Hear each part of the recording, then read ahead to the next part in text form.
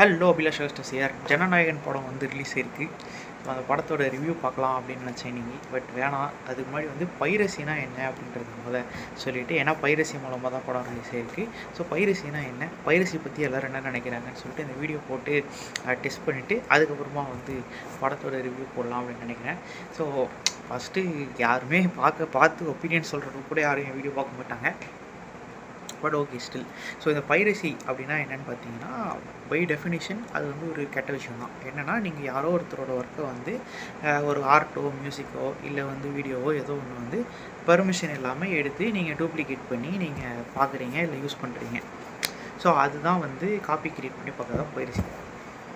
So இந்த piracy வந்து தப்புன்னு தெரிஞ்சாலுமே ஏன் இவ்வளோ பாப்புலராக இருக்குது, ஏன் நிறைய பேர் வந்து இதை பண்ணுறாங்க. இப்போ எஸ்பெஷலி மூவிஸ் மட்டும் பார்க்கலாம். புக்ஸு அது இதுன்னு சொல்லிட்டு எல்லா கேட்டகரியிலையுமே வந்து பைரசி இருக்குது. இதில் மூவிஸ் மட்டும் பார்க்கலாம்.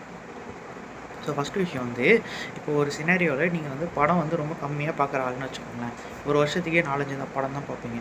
பட் இந்த 4-5 படம் நீங்கள் பார்க்குறதுக்கு நீங்கள் ஒரு படத்துக்குமே வந்து ஒரு ஓடிடி சப்ஸ்கிரிப்ஷன் வாங்கும். சரி, நீங்கள் ஒரு படம் பார்க்கணுன்றதுக்காக ஒரு மாதம் ஃபுல்லாக சப்ஸ்கிரிப்ஷன் வாங்கி போடுறதுல எந்த யூஸ்மே கிடையாது.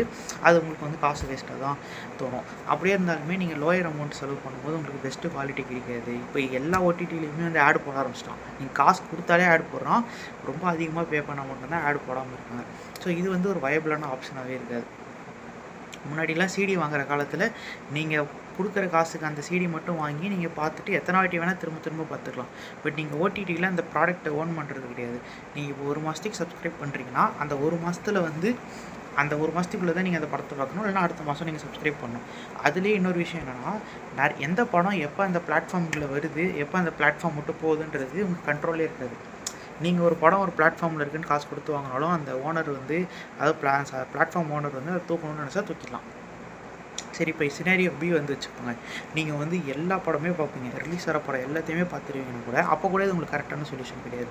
ஏன்னா நீங்கள் எத்தனை சப்ஸ்கிரிப்ஷன் போட்டு எத்தனை ஆப்பில் போய் தேடிட்டே இருப்பீங்க. எதுவுமே ஒரே இடத்துல சென்ட்ரலைஸ்டாக. இப்போ ஸ்பாட்டிஃபைல போனால் எல்லா பாட்டுமே இருக்கும், ஆப்பிள் மியூசிக்கில் போனால் எல்லா பாட்டுமே இருக்கும். பட் அந்த மாதிரி ஒரு ஓடிடி பிளாட்ஃபார்மே நம்மளால் சொல்ல முடியாது. ஸோ இந்த மாதிரி சினாரியோக்குமே வந்து பார்த்தீங்கன்னா பைரசி தான் வந்து ஒன்லி வைபிள் சொல்யூஷனாக இருக்குது. ஏன்னா ஒரு கிரியேட்டர் வந்து உங்கள் ஆர்ட்டை கஷ்டப்பட்டு கிரியேட் பண்ணாலுமே அதை பிஸ்னஸாக தான் விற்கிறாங்க. உங்கள் தலையில் தான் அந்த காசை வந்து மேக்ஸிமம் எடுக்கணும்னு ட்ரை பண்ணுறாங்க.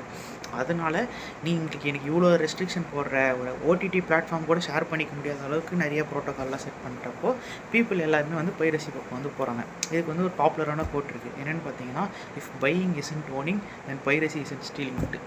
யோசிச்சு பாருங்கள். நீங்கள் வந்து பைரசி சப்போர்ட் பண்ணுவீங்களா, பார்ப்பீங்களா, பார்க்க மாட்டீங்களான்னு சொல்லுங்கள். அவ்வளோதான் இந்த வீடியோ. ஓடிடும். பை.